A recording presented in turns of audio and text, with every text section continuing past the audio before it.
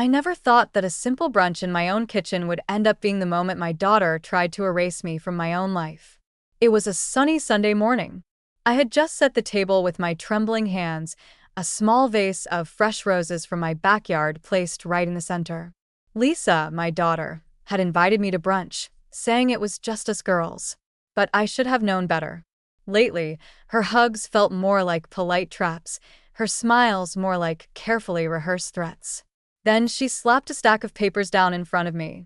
"Sign it, Mom," she said, tapping her long, perfect nails on the pages. "It's just easier this way.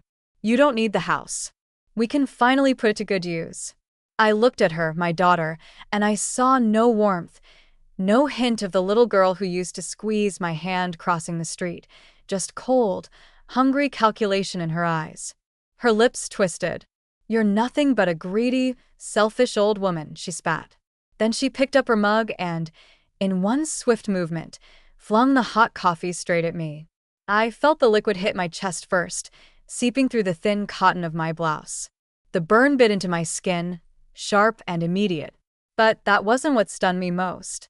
It was the look on her face. Not shock, not regret, satisfaction. I gasped, my breath hitching as I stumbled back against the chair. My mug slipped from my fingers, shattering on the tile floor.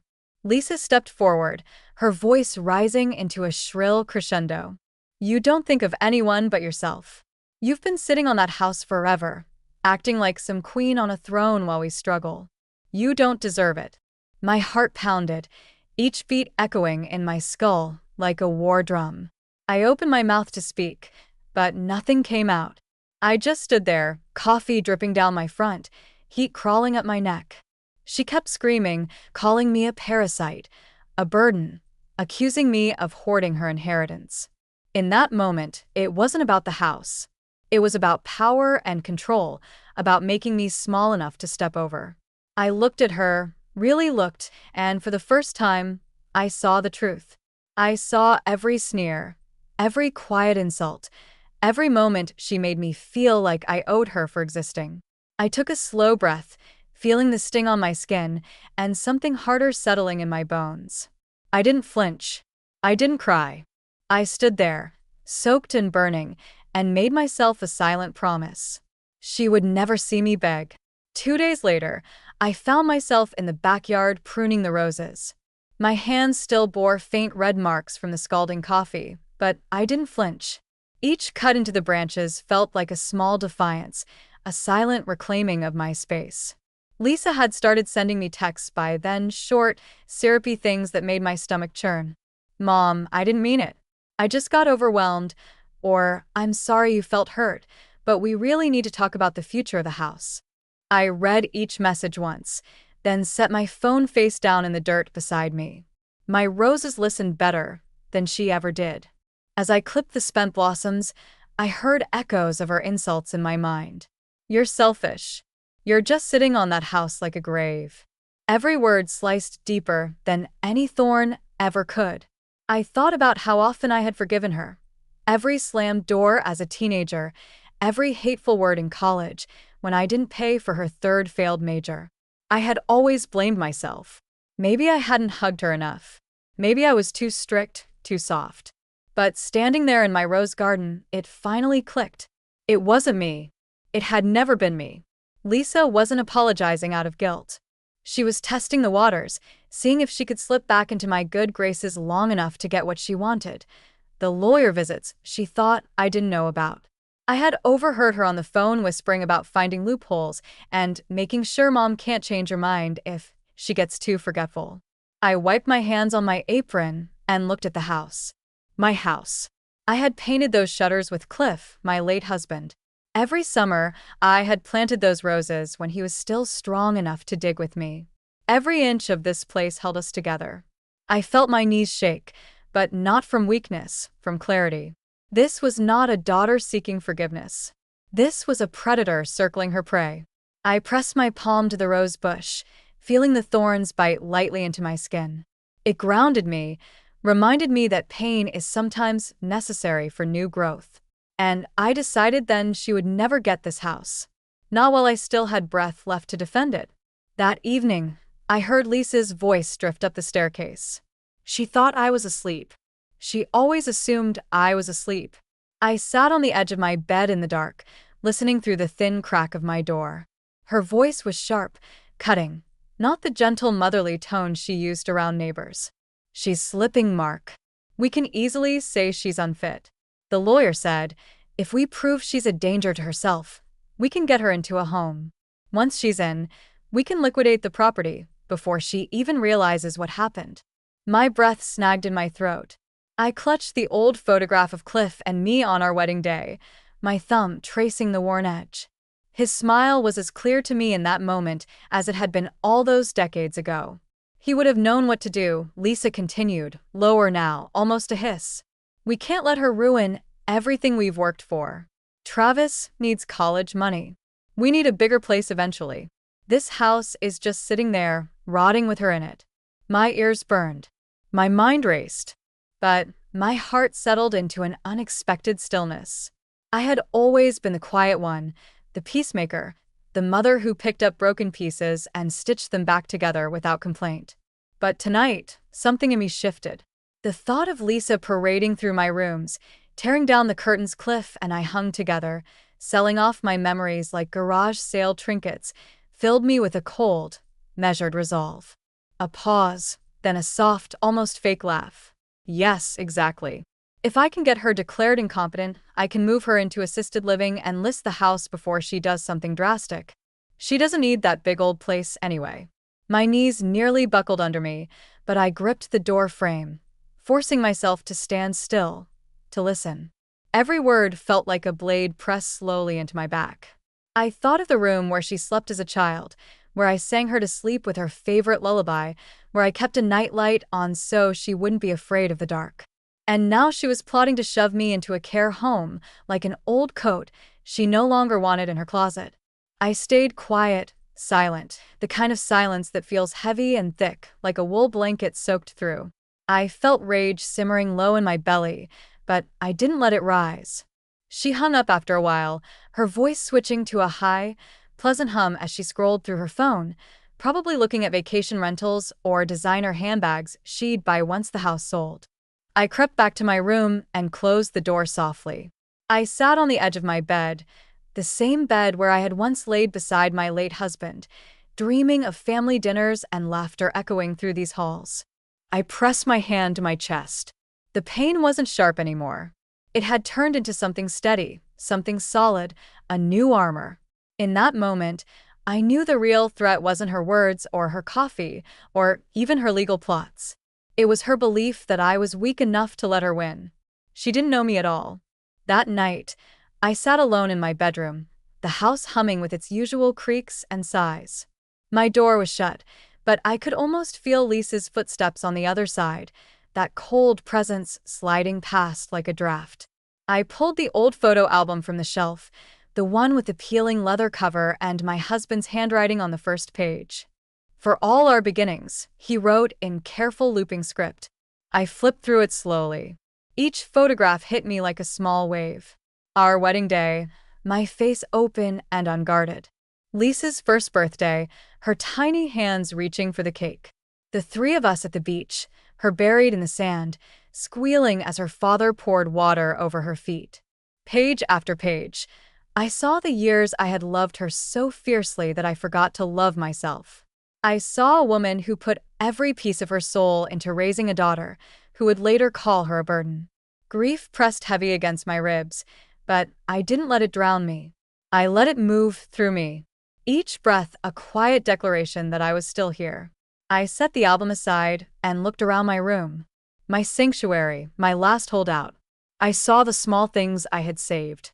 My husband's reading glasses, the worn rosary beads I fingered when waiting for late-night calls, the little note he left me once. "You are stronger than you think." And I thought, God, he would hate to see me like this, waiting for permission to keep my own life, to hold my own keys, to stay in my own home. I pressed my palms together and felt my heartbeat steady and low. I realized then that I wasn't scared of being alone. I was scared of staying where I wasn't loved, where I was only useful as a signature on a deed. Tonight wasn't about her or the house or even the betrayal. It was about me finally choosing myself over the ghost of family I had been chasing all these years. I closed the photo album and slid it back into the drawer, my fingers tracing the edge for a moment before I let it go. Tomorrow, I would start fighting for my independence. But tonight, I allowed myself to grieve the daughter I lost long before this battle began. I turned off the lamp, pulled the covers to my chin, and for the first time in decades, I felt like I had finally come home to myself. The next morning, I woke before the sun.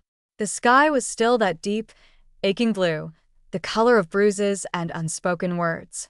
I sat at the edge of my bed, feet planted firmly on the floor. For a moment, I just listened, the distant rattle of the old pipes, a mourning dove calling from the eaves. Everything felt sharp and alive, like I was stepping back into my own skin after years of being a ghost. I didn't hesitate. I reached for the small, worn address book I kept in the nightstand, the one my husband and I used to keep all the important numbers before everything went digital. My fingers stopped at one name, Martin Ellis, attorney at law. Martin had been my husband's friend. He handled our will, our trust, the deeds.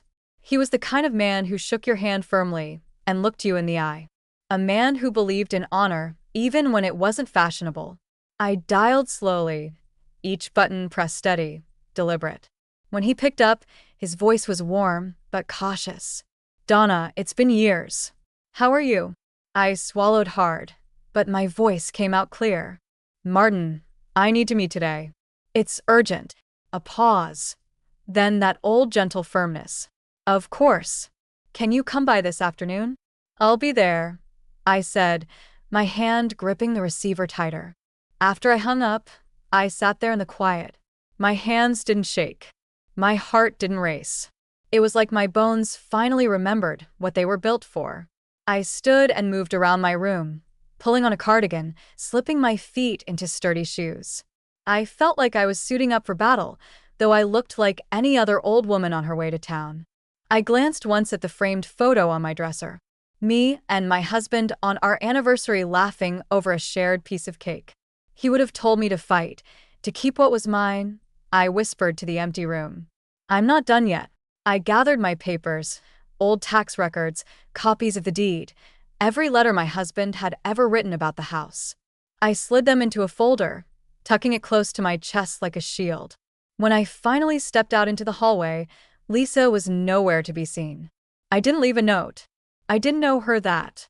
As I locked the front door behind me, the morning air hit my face. Cold, crisp, like a slap and an embrace all at once. And for the first time in a long time, I wasn't walking away in fear. I was walking toward something. When I stepped into Martin's downtown office that afternoon, the first thing I noticed was the smell. Old paper, wood polish, and something comforting I couldn't name. Martin stood when I entered, his face folding into a soft, concerned frown. He took my hand gently, as though I might shatter. "Donna," he said, voice low but strong. "Seat. "Tell me everything." I lowered myself into the chair across from him, my folder perched on my lap like a loyal dog. For a moment, I didn't know where to start. Then it all spilled out. The coffee, the shouting, the insults, the overheard phone call about declaring me incompetent. Every piece of what I had ignored for too long. Martin didn't interrupt. He just listened, nodding, his eyes narrowing every time I spoke her name. When I finished, I let out a long breath I didn't realize I had been holding. The room felt charged, like the moment before a storm breaks. "Donna," he said finally, tapping a pen against his desk. "We're going to protect you today." He pulled out a thick stack of forms and a new deed restriction agreement. Every page felt like a small anchor dropping into place inside me. He explained each document slowly, patiently, though my mind was already sharper than it had been in years. I signed my name at the bottom of each sheet, the pen gliding smooth and sure. With every stroke, I felt my shoulders lighten. When I finished, Martin slid the final document back into a folder and locked it in his drawer. "This restricts anyone, including Lisa, from making changes to your property deed without your explicit notarized consent." No power of attorney, no false claims of mental incompetence. You're the only one who holds the key now. I pictured her face when she realized that tight rehearsed smile slipping, her hands fluttering helplessly as she realized the locks had changed, and she no longer had the combination. For the first time in decades, I laughed, a real full laugh that felt like it came from the soles of my feet. Martin watched me, his eyes softening.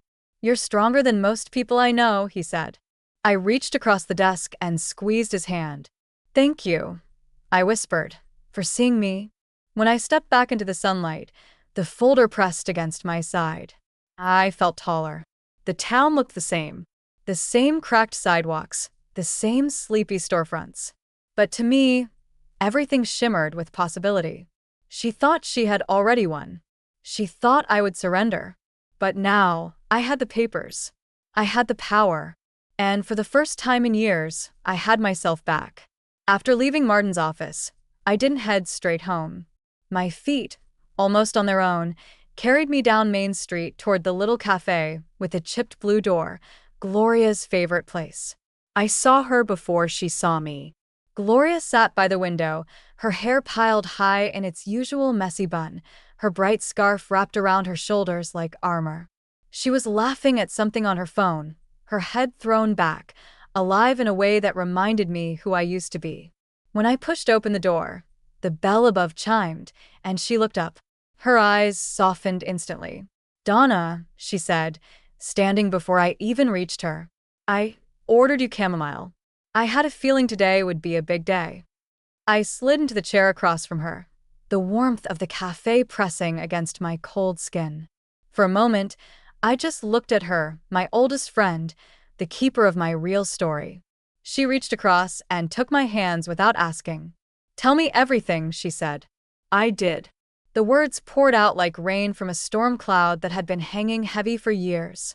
I told her about the coffee, the papers Lisa tried to force on me, the overheard phone call, plotting to lock me away.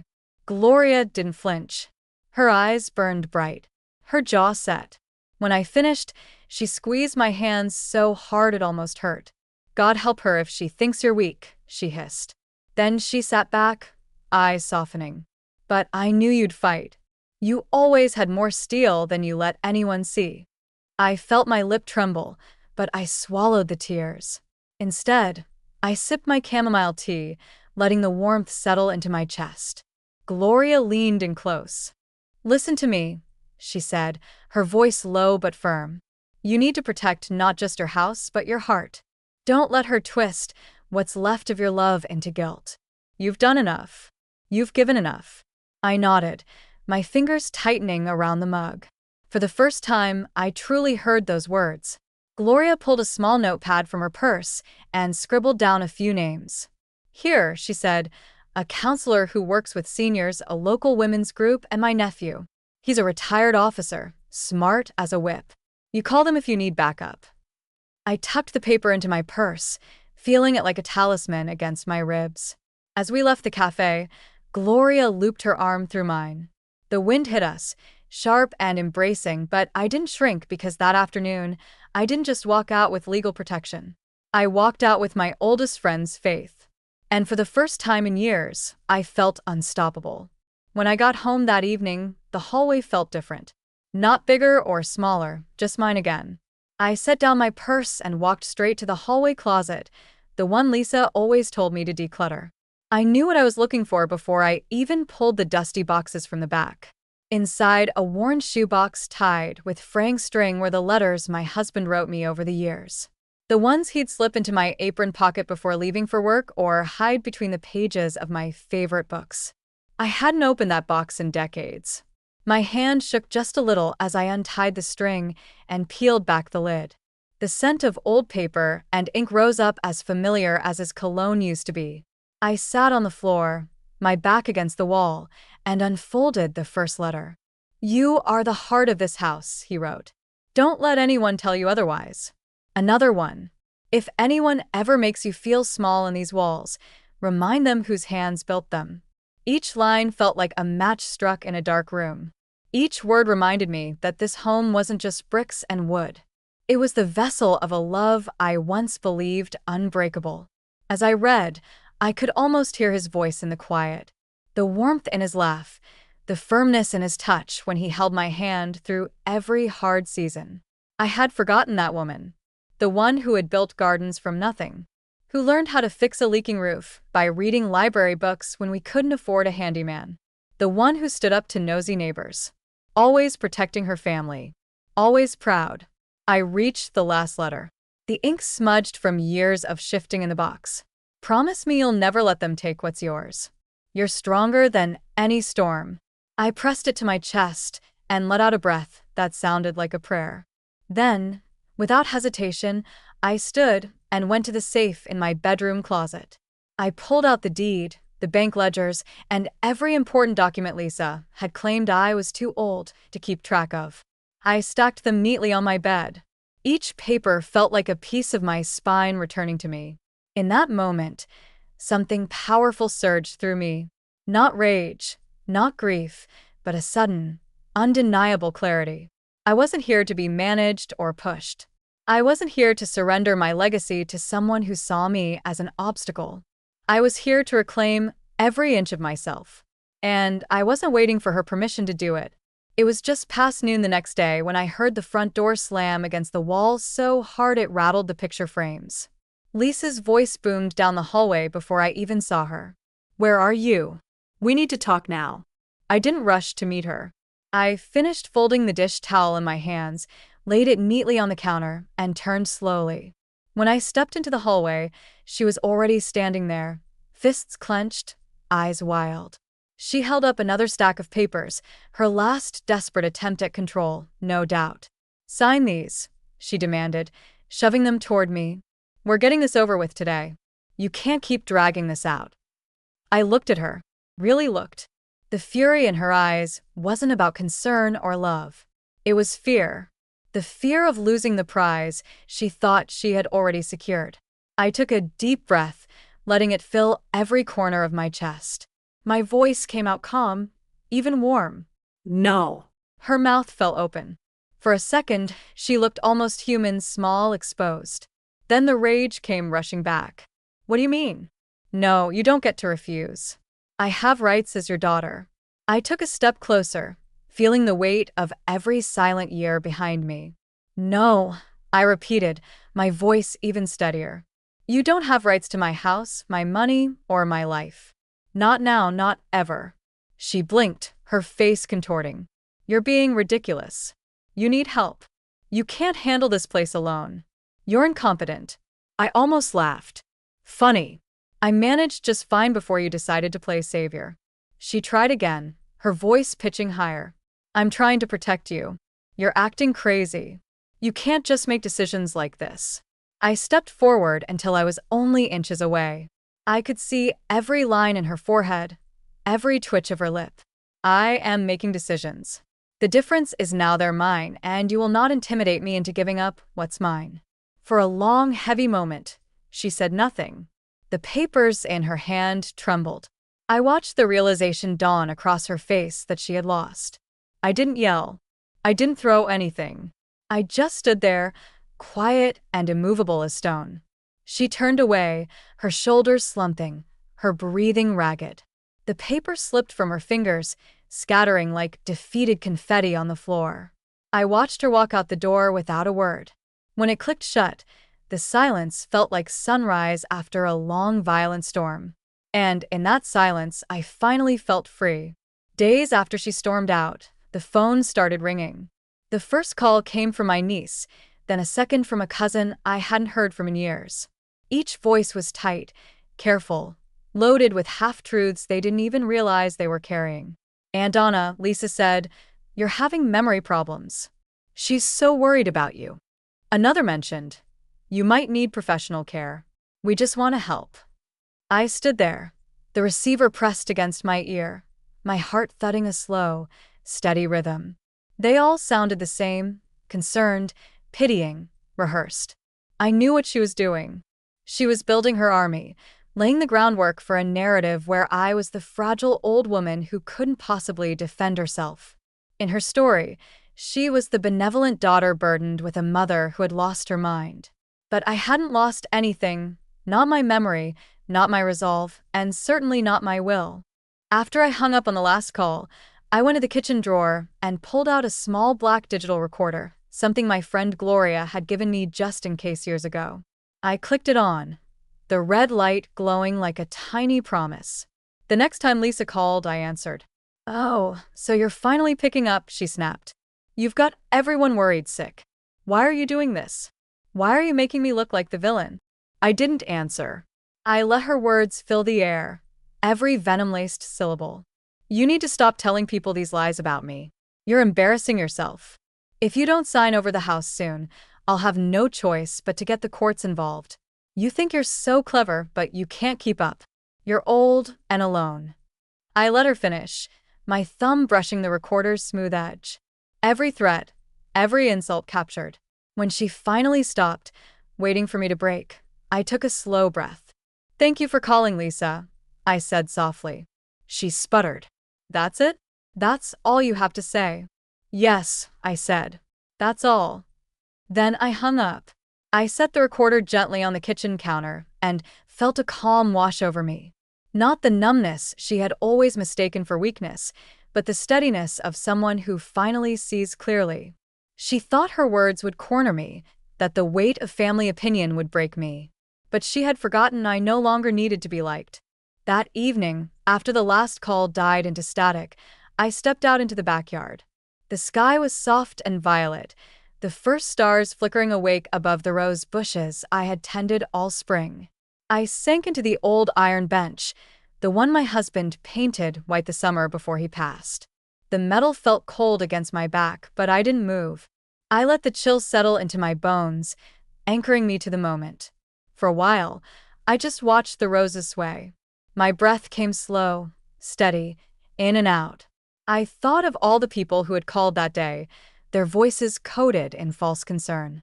I thought of Lisa's last words, her threats echoing in my ears like an old wound reopening. For a brief, dangerous moment, doubt crawled up my spine. Maybe I was being too harsh. Maybe I should try one more time to explain, to fix, to save what little thread still connected us. But then I remembered the look in her eyes that day at brunch. That pure, gleaming satisfaction when she saw me flinch from the coffee. I remembered her telling strangers I was losing my mind, erasing me in real time before I was even gone. I dug my nails into my palms until I felt the sting.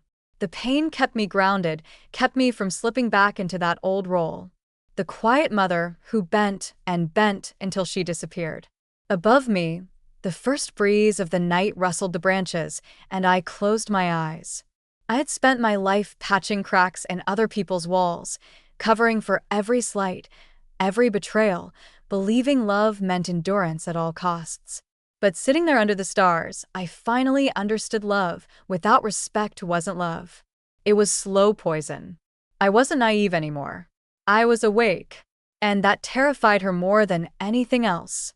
I opened my eyes and looked at the roses one last time, their petals bruised but still reaching for the light. A small broken laugh slipped from my lips. I wasn't like them. I had survived too many winters, too many storms to crumble now. I stood up slowly, my joints aching in protest. I brushed the dirt from my skirt and turned toward the house, each step deliberate, certain. Tomorrow, I would take the next step in my plan. But tonight, I gave myself this moment of stillness, a quiet promise to my heart that I would never be uprooted again. I only needed to be free. After turning over the recordings to Martin, I thought I would feel unstoppable. But that night, sitting alone in my rose garden, a heaviness settled over me like wet wool. The moon hung low, painting the blossoms in a pale, ghostly glow.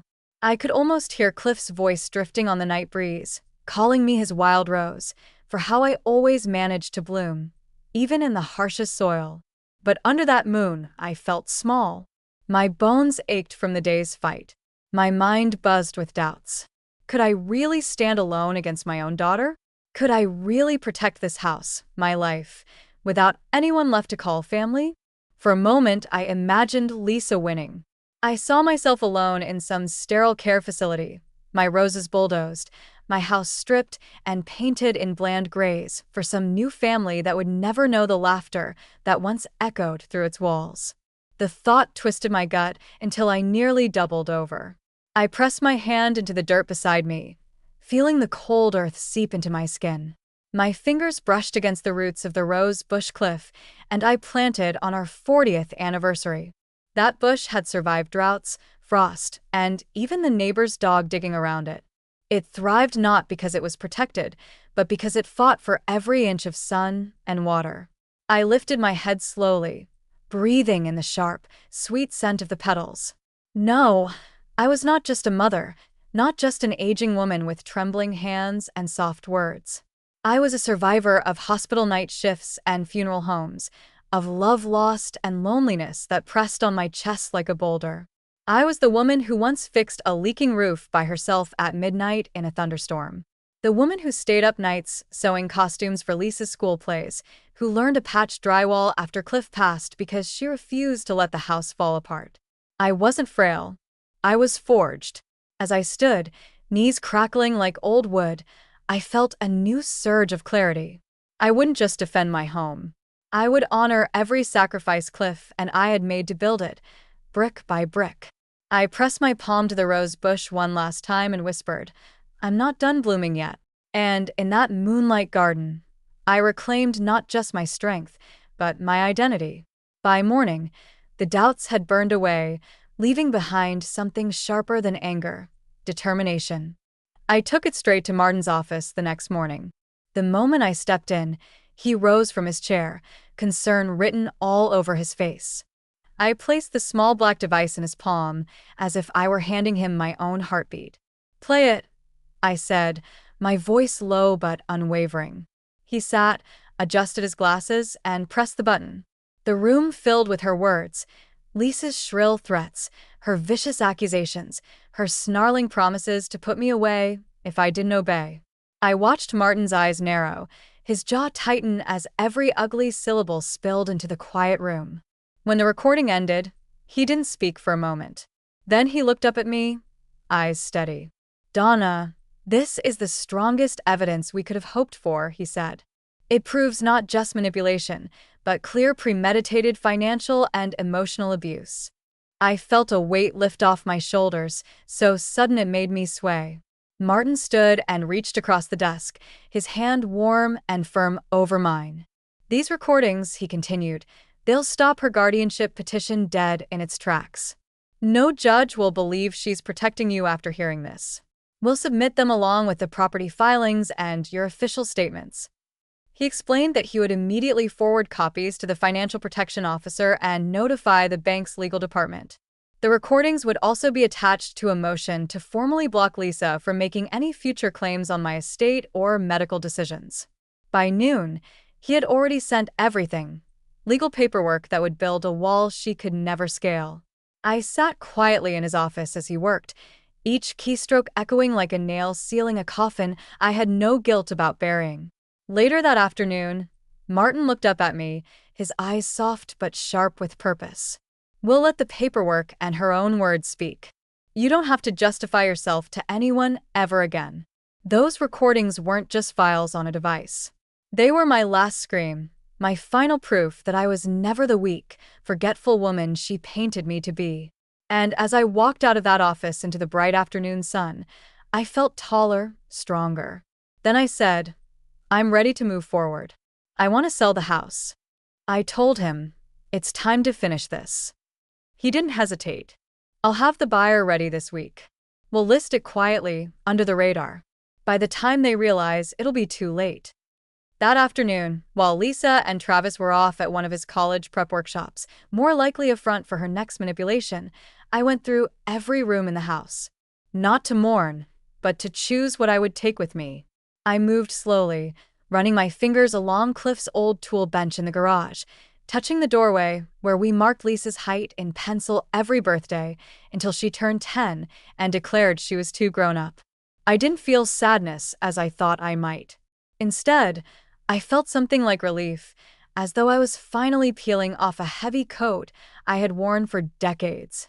I packed only what mattered: Cliff's letters, the yellow folder Gloria gave me, a few family photos from before the rot set in, and my favorite teacup with the tiny blue flowers. Everything else, the expensive furniture Lisa insisted I upgrade, the gaudy chandelier she guilt me into buying, would stay behind.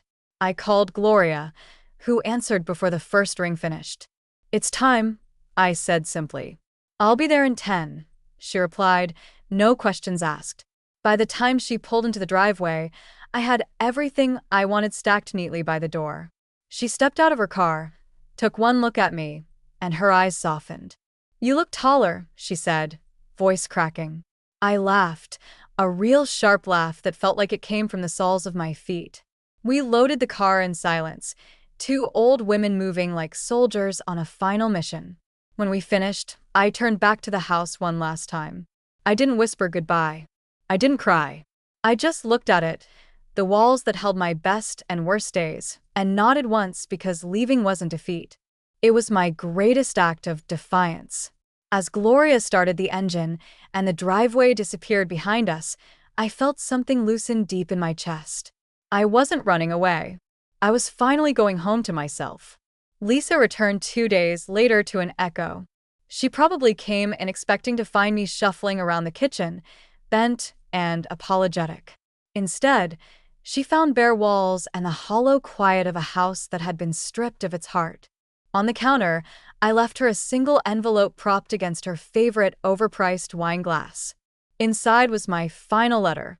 "Lisa, you always believed I was too soft to fight back. You mistook my patience for stupidity, my kindness for weakness. You saw me as a vault, a slow, aging obstacle standing between you and your next luxury purchase. But I wasn't just waiting for the right moment to sign things away. I was watching, listening, and in that silence, I found the truth you tried so hard to bury.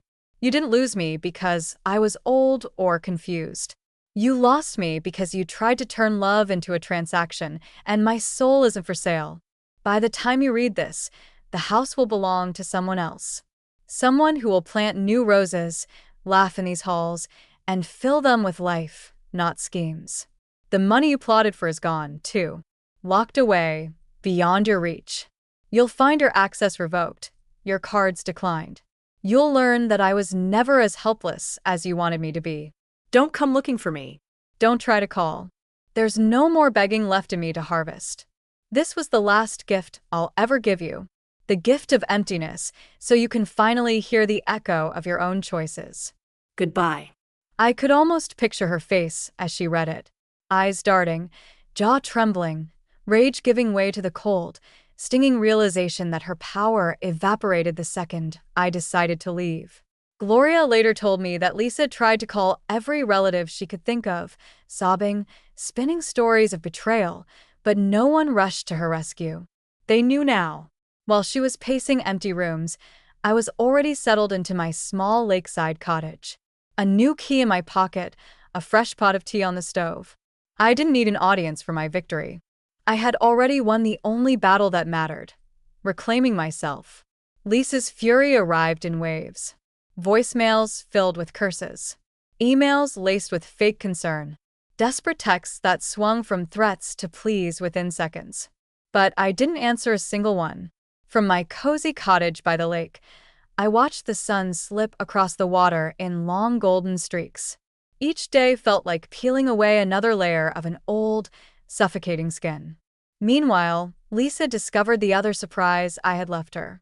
Her credit lines had all been cut off. The joint accounts she used to siphon my money were closed. The emergency fund she secretly rerouted to her personal account was frozen. Gloria called one afternoon, nearly breathless from laughter. "Donna," she called my house line crying. "Can you imagine? She said you left her destitute and ruined her life." I sipped my tea slowly, savoring every note of warmth. "I didn't ruin her life," I said softly. "She just finally has to live it on her own." By then, Lisa's sob story had reached every relative she could find. But instead of sympathy, she received silence. A heavy, judging silence that she could no longer twist to her advantage. She had gambled that my love for her would be endless, unconditional, that I would always bend rather than risk breaking the fragile illusion of family. But she forgot that love is not blind when it has been betrayed too many times. In my new home, I filled the shelves with books I'd been meaning to read for years. I took up painting again, something I had abandoned decades ago to keep up with bills and her endless demands. My fingers, once used for stitching Lisa's dance recital costumes and sewing school projects, now danced across canvases, creating bright blooms and serene lakescapes. My neighbors, kind, gentle souls, dropped by with baskets of muffins and curious smiles. One even asked if I'd like to teach a small painting class for local seniors. I agreed, my heart buzzing with a sense of purpose I hadn't felt since Cliff was alive. One evening, as the sun slipped below the trees, I sat on my porch and listened to the hush of the water. I closed my eyes and felt the breeze kiss my cheek. Lisa was somewhere out there screaming into an empty house. And me, I was exactly where I needed to be. Whole, seen,